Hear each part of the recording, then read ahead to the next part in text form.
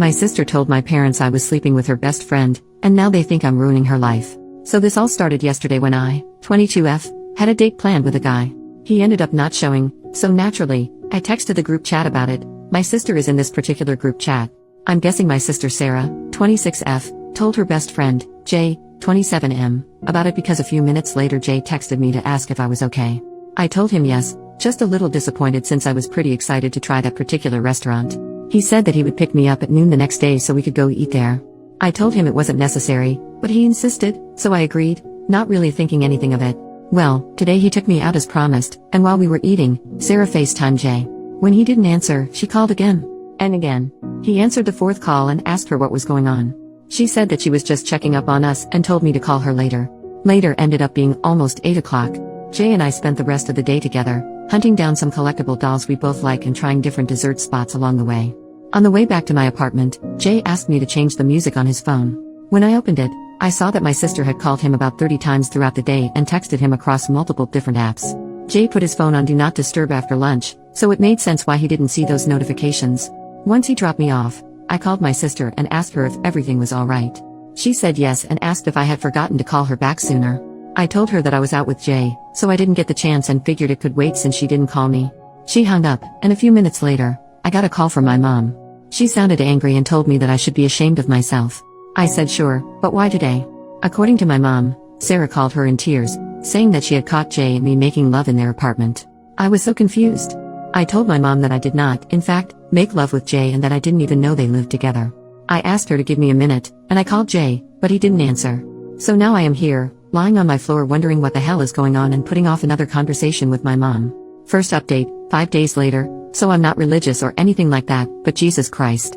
Thank you, everyone, for your kind words and support. I don't know what to do with myself. Also, I meant to post an update yesterday, but my friend asked me to go watch the Miguel O'Hara movie with her, and then I just forgot. Sorry about that.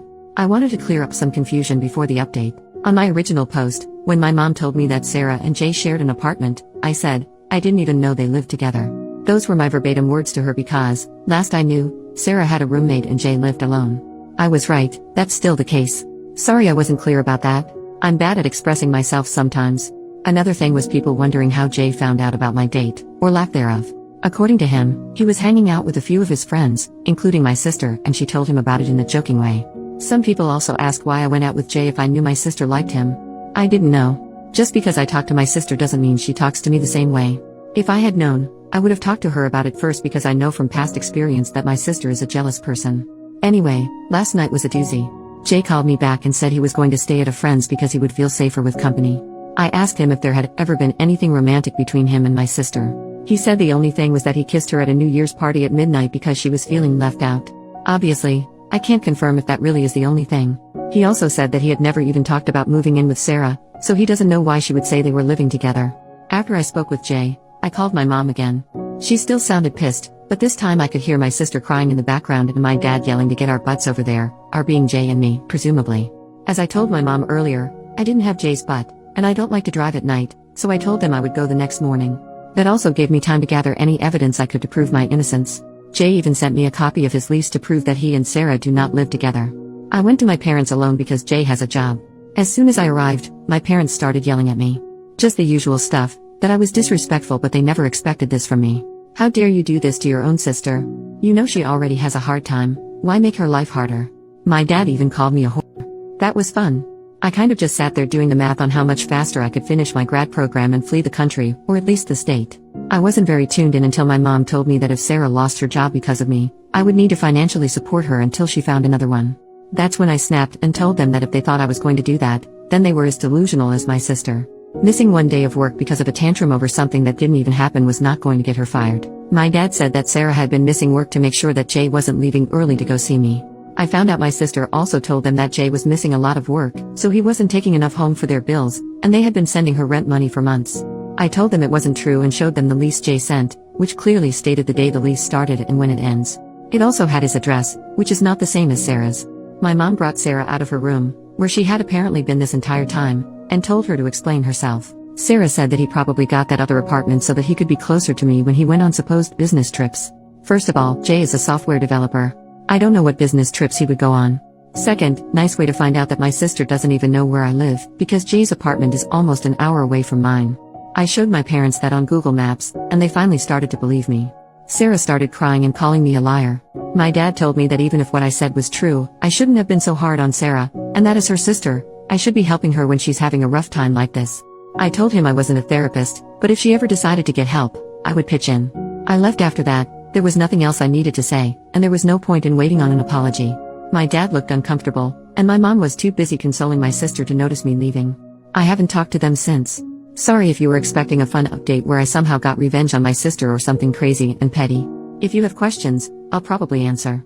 Thanks for caring, though. And to those of you that shared your own stories under my original post, damn, sorry you went through that. Second update, months later. I don't really know how to start this post, but I felt obligated to write an update after everyone sent me so much love and support. Jay got a permanent restraining order against my sister.